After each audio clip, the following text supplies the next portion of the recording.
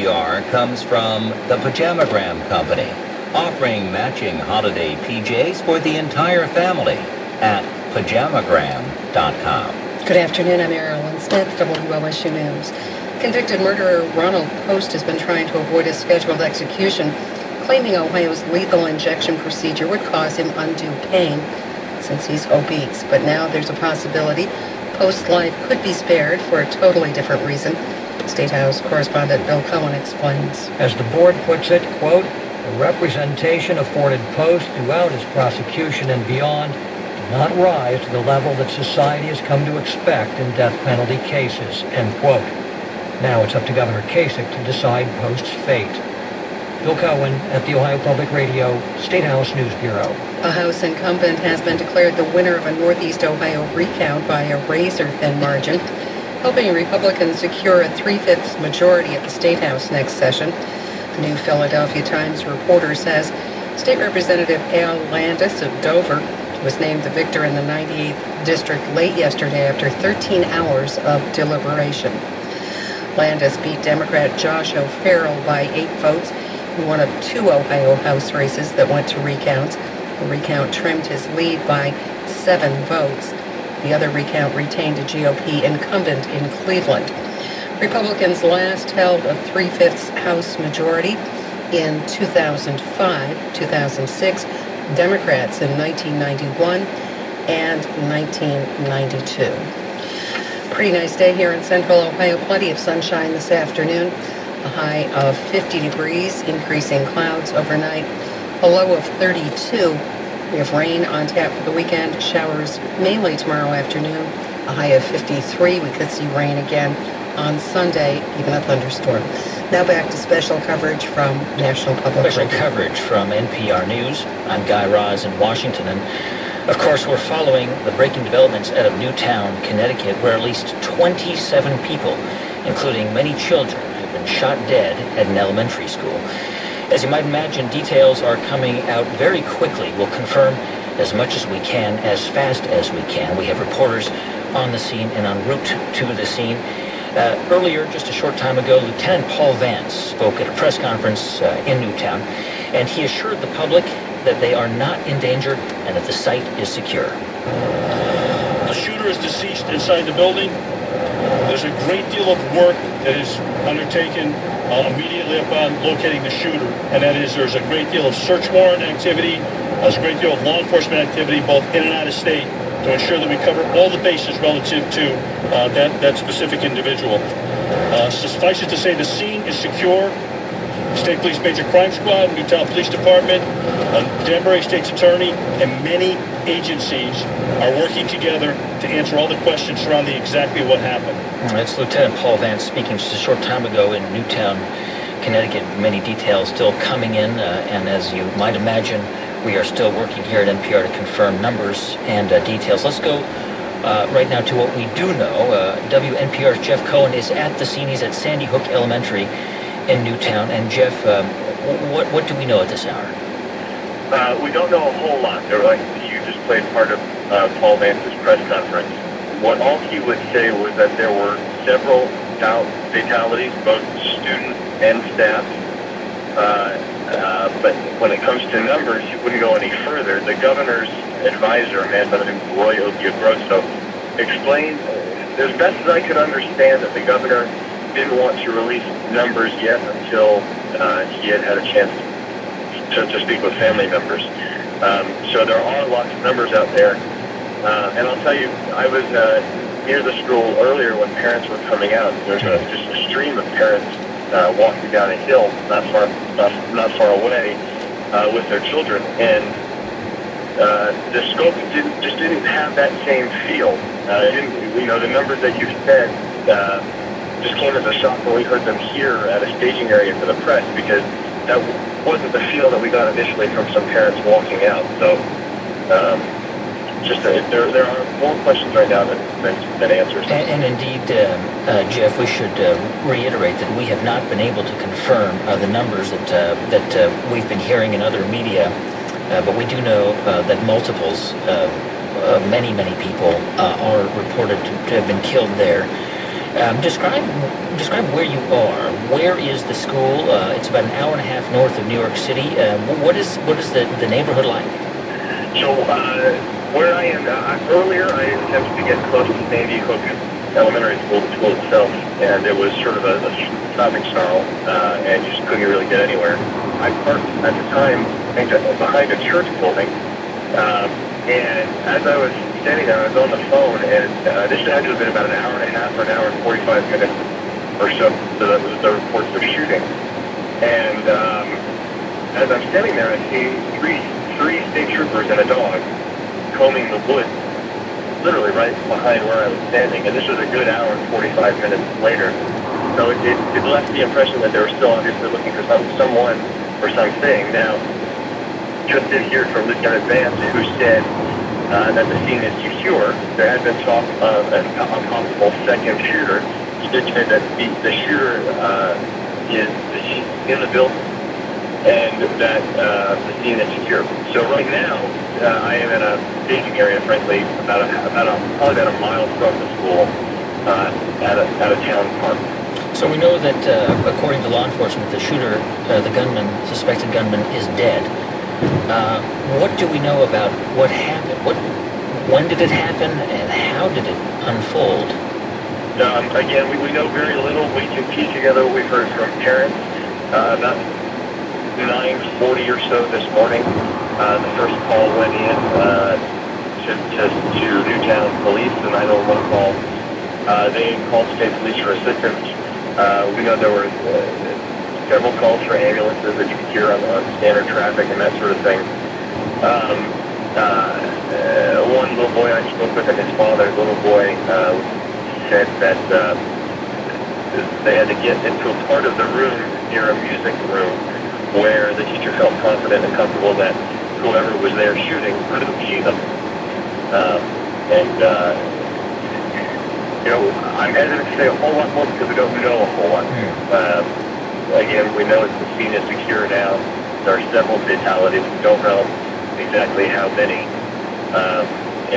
Frankly, we had hoped to learn a bit more. Yeah. A little while ago. And Jeff, obviously, we are all learning details rapidly and trying to confirm which ones are true and which ones are not. And you've rushed up to the scene, but do you know anything about this school, about its size? This is a public school, we know, right? It is. It's a school, as I understand it. It's a school of about, it's an elementary school,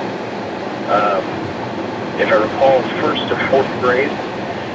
Again, I heard various numbers in terms of the number of students at the school, maybe 400, maybe 600. I can't confirm that either way. I spoke with a parent who said that the principal, this might have been her second year. Again, I can't confirm that either.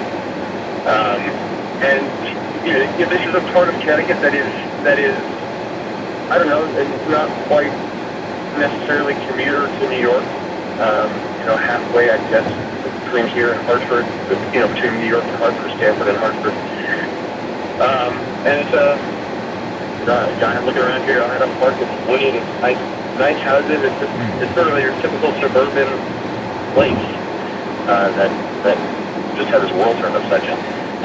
I imagine that those parents that you saw and spoke to must have just been terrified. Were you able to get a sense from any of the kids about what they heard or what they saw? If we did, anyone who has kids,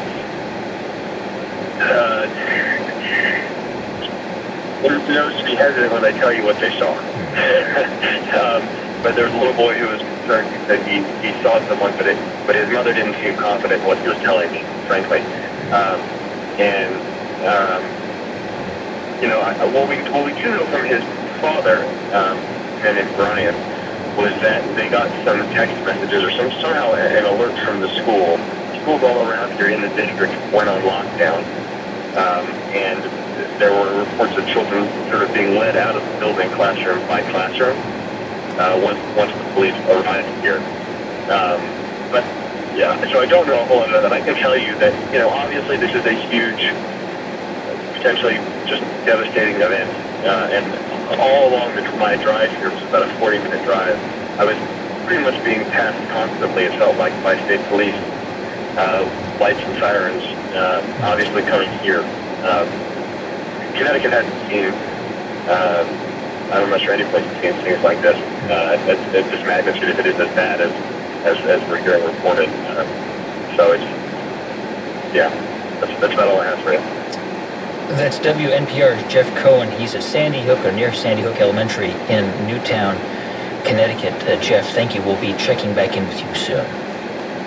Sure thing. And if you're just joining us, you're listening to special coverage from NPR News. I'm Guy Raz, and we're following the breaking developments out of Newtown, Connecticut, where many people, including many children, have been shot dead at an elementary school. There are reports that as many as 30. We're trying to confirm those details, and we will let you know once we have confirmed them. And just a short time ago, we heard from Lieutenant Paul Vance. He's with the local law enforcement authorities in the area, and here's what he had to say. The shooter is deceased inside the building. There's a great deal of work that is undertaken immediately upon locating the shooter, and that is there's a great deal of search warrant activity. There's a great deal of law enforcement activity both in and out of state to ensure that we cover all the bases relative to that specific individual. Suffice it to say, the scene is secure. State Police Major Crime Squad, Newtown Police Department, Danbury State's Attorney, and many agencies are working together to answer all the questions surrounding exactly what happened. That's Lieutenant Paul Vance speaking just a short time ago in Newtown, Connecticut, about that devastating shooting at an elementary school there, a story we are following live here on NPR News. I'm joined now by Dave Cullen from New York. He's the author of a book, Columbine. Dave, obviously, you can hear me there, Dave? I can, yeah. We obviously are still getting details about what happened at this elementary school. We know it was a first to fourth grade. It is a first to fourth grade elementary school. We're getting conflicting numbers of how many people have been killed, but we do know that many have, and many of them are children. You obviously focused on Columbine. Where are we? Give us a sense of what's going on at the school right now. What are law enforcement officials doing? What's happening? I mean, presumably they're still sorting through the chaos. Sure they are. Yeah, you know what? I can tell you that, and I can also tell you something that's probably going to happen that shocked me.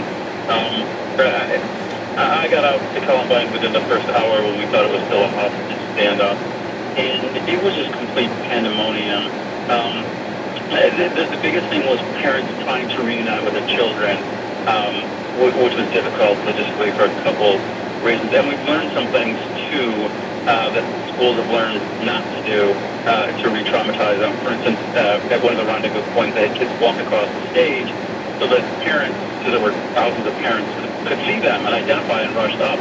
But that incredibly emotional way of doing it, setting the kids up, re-traumatized the children. And so that, anyway, they realized things not to do.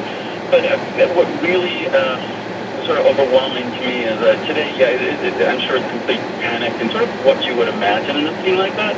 What really surprised me was the morning after. The kids were completely different. I got back there 12 hours later in the morning, and I couldn't believe they were. There was almost no one crying, not really emoting at all. They were walking on really blank faces. Their bodies sort of sunk in, and they couldn't feel anything. And at first, I was afraid to ask them about it. I didn't want to be insensitive, but it turned out they really wanted to talk about it. They were very, very aware that all their feelings had shut down, and everyone could tell you when. It wasn't a gradual thing. It happened during the night because none of them had slept. Dave, stand by. Dave, stand by for a moment. We're going to take a short break, and we're going to come right back to you listening to special live coverage from NPR News.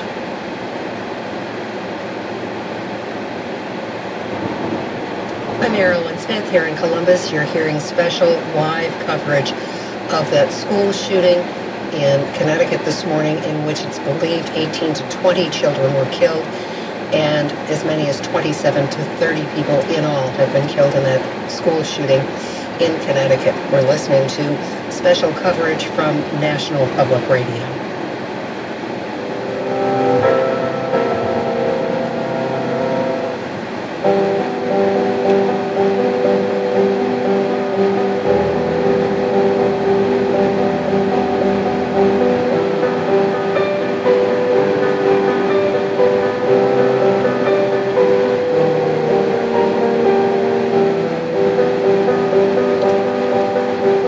special coverage from National Public Radio.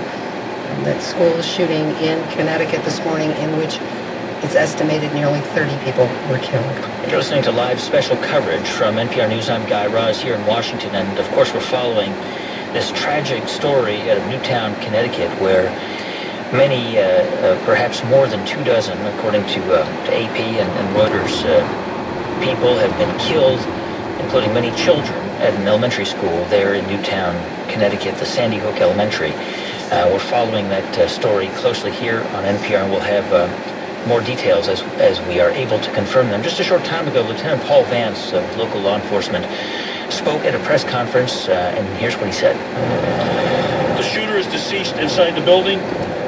There's a great deal of work that is undertaken immediately upon locating the shooter, and that is there's a great deal of search warrant activity, there's a great deal of law enforcement activity both in and out of state to ensure that we cover all the bases relative to that specific individual.